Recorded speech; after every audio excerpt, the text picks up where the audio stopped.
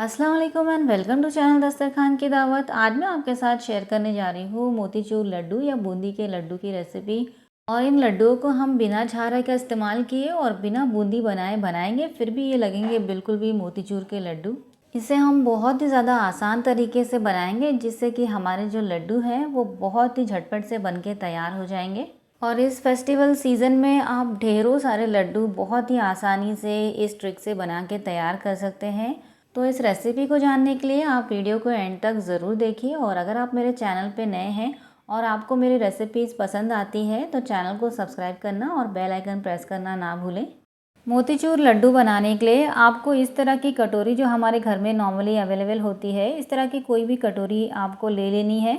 और इस कटोरी को भर के मैंने यहाँ पर चना दाल ले लिया है और इसे 3-4 घंटा पहले इसे भिगा के रख दिया था। तो अब चना दाल बहुत ही अच्छी तरह से भीग चुके हैं, जैसा कि आप देख सकते हैं।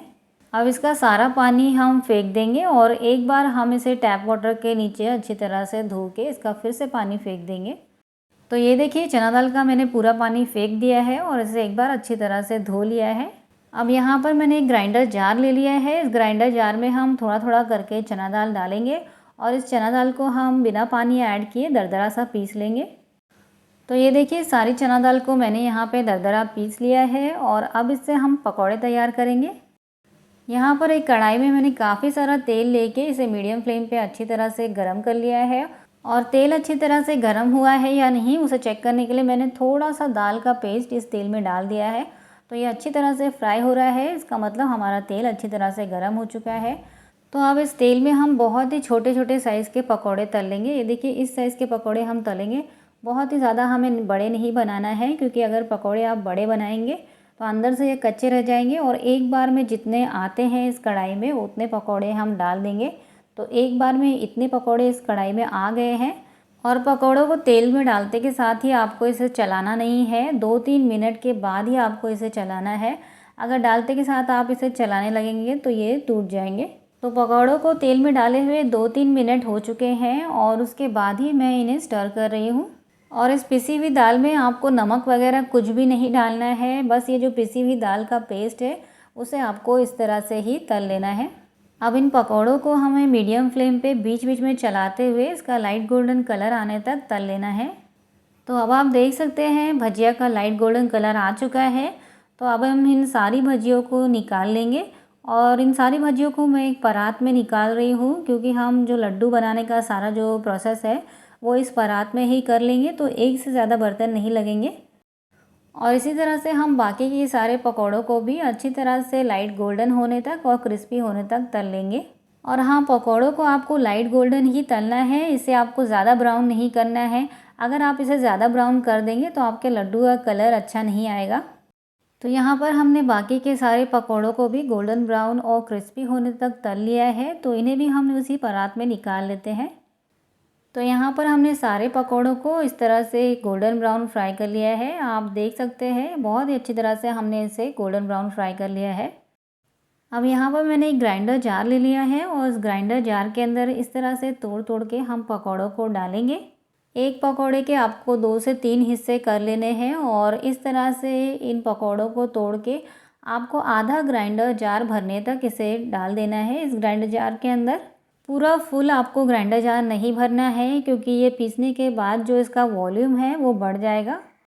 तो यहाँ पर हमने ग्राइंडर जार को आधा भर लिया है और अब इसके ऊपर हम लिड लगा देंगे और इसमें बिना कुछ ऐड किए हम इसे इसी तरह से दरदरा पीस लेंगे। तो यहाँ पर हमने पकौड़ों को दरदरा पीस लिया है और अब आप इसका टेक्सचर देख सकते हैं, बिल्कुल भी जिस तरह से बारीक बूंदी होती है उसी तरह से ये हो गया है। तो अब इसे हम उसी सेम परात में एक साइड में निकाल लेंगे और अब बाकी के सभी पकौड़ों को भी हम इसी तरह से दरदरा पीस के तैयार कर लेंगे। तो यहाँ पर हमने सारे पकौड़ों को पीस के इस परात में निकाल लिया है और अब आप इसका टेक्सचर देख सकते हैं, बिल्कुल भी रियल बूंदी की तरह ही इसका टेक्सचर है। और आप देख सकते हैं हमने झटपट से कितनी सारी बूंदी बहुत ही आसानी से तैयार कर ली है। तो अब इन सारी बूंदी को हम एक साइड में कर लेंगे और सबसे पहले हम इसे मेजर कर लेंगे। तो यहाँ पर मैंने एक कटोरी ले ली है, इस कटोरी में भर के हम इसे मेजर करेंगे। तो यहाँ पर ये हो गया 1 कटोरी बूंदी। अब फिर से हम उसी सेम कटोरी में बूंदी को भरेंगे। तो ये है हमारी दूसरी कटोरी बूंदी। अच्छी तरह से आपको इसे भरना है, एक्सेस जो है ऊपर से निकाल देना है। तो ये 2 कटोरी बूंदी हो गई और ये जो बाकी का है उसे भी हम इस सेम कटोरी में भरकर नाप लेंगे। तो ये हमारी टोटल हो गई है 2.5 कटोरी बूंदी। इसे हम मेजर इसलिए कर रहे हैं क्योंकि जितनी हमारी बूंदी होगी उतना ही हम शक्कर का इसमें इस्तेमाल करने वाले हैं। तो यहाँ पर 2.5 कटोरी हमारी बूंदी है, तो हम इसमें 2.5 कटोरी ही शक्कर का भी इस्तेमाल करेंगे। तो चलिए अब इसके लिए हम चाशनी तैयार कर लेते हैं। लेकिन चाशनी तैयार करने से पहले हम यहाँ पर पहले खरबूजों के बीजों को भून लेते हैं, ताकि हमें और एक बर्तन ना लगाना पड़े। तो यहाँ पर मैंने 2 टेबलस्पून खरबूजों के बीज लिए हैं और इसे हम मीडियम फ्लेम पे चलाते हुए इसका हल्का सा कलर चेंज होने तक और इसे क्रैकल होने तक भून लेंगे। तो अब यहाँ पे खरबूजों के बीजों का कलर चेंज हो गया है और ये थोड़े से फूल भी गए हैं, चटकने भी लगे हैं। तो अब इन सारे बीजों को हम उसी बूंदी वाली परात में निकाल लेंगे। वैसे तो इन बीजों को डालना ऑप्शनल है, लेकिन अगर आप इन्हें लड्डू में डालेंगे तो बहुत ही अच्छा सा टेस्ट आता है लड्डू में। अब उसी सेम कढ़ाई के अंदर हम चाशनी तैयार कर लेते हैं। तो जिस कटोरी से हमने बूंदी मापी थी उसी कटोरी से माप के हमें इसमें 2 कटोरी पानी डाल देना है और उसी सेम कटोरी से माप के हम इसके अंदर 2.5 कटोरी शक्कर डाल देंगे। क्योंकि हमारी बूंदी जो हमने नापी थी वो 2.5 कटोरी थी, इसलिए हम इसके अंदर शक्कर भी 2.5 कटोरी ही डालेंगे।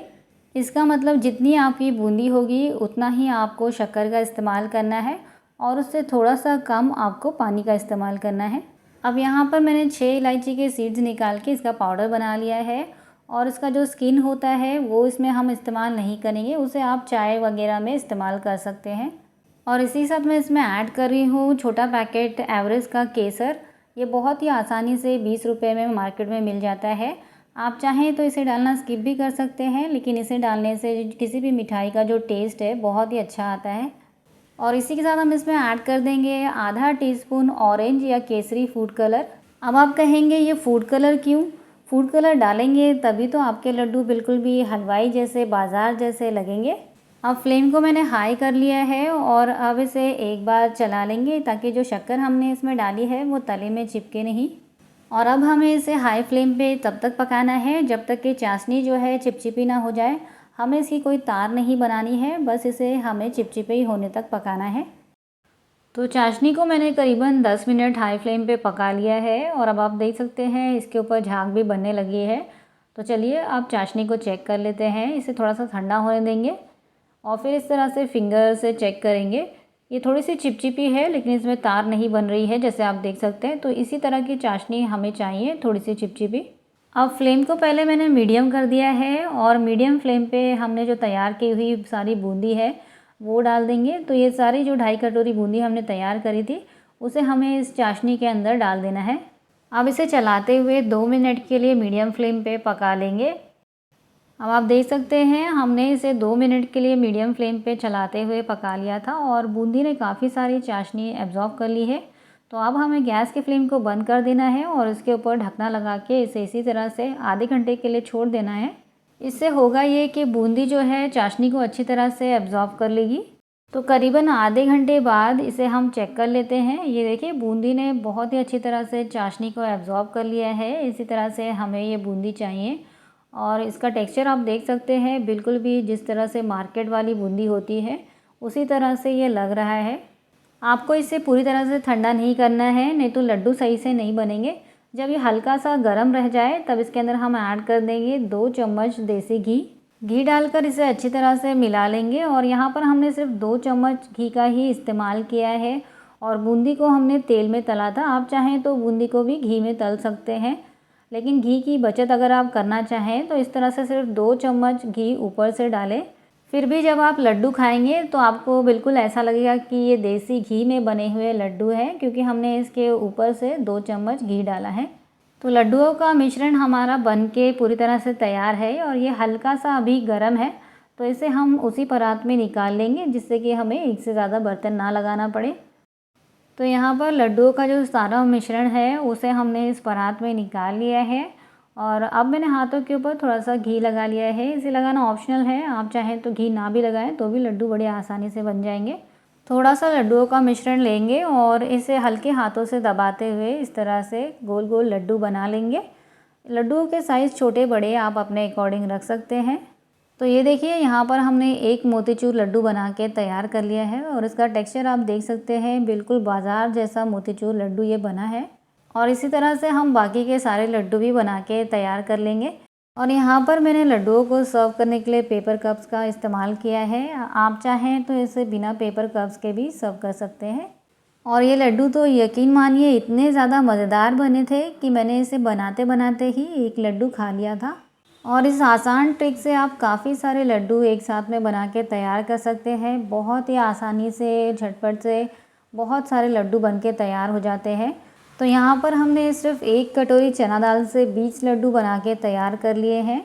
और लग रहे हैं ना बिल्कुल भी मोतीचूर के लड्डू, बिल्कुल बाज़ार जैसे लड्डू। तो एक लड्डू को मैं आपको तोड़ के भी दिखाती हूँ। और ये देखिए बिल्कुल भी सॉफ्ट, जूसी और दानेदार ये लड्डू बने हैं, बिल्कुल भी मार्केट स्टाइल वाले। आप भी इस तरीके से ढेरों सारे मोतीचूर के लड्डू फटाफट से बना के तैयार कर सकते हैं। तो आपको ये रेसिपी कैसी लगी मुझे आप कमेंट्स में ज़रूर बताएं। और अगर आपको ये रेसिपी पसंद आई है तो प्लीज़ इस वीडियो को लाइक कीजिए, चैनल को सब्सक्राइब कीजिए। मिलते हैं ऐसी ही मज़ेदार और एक्साइटिंग रेसिपीज़ के साथ। तब तक के लिए अल्लाह हाफिज़।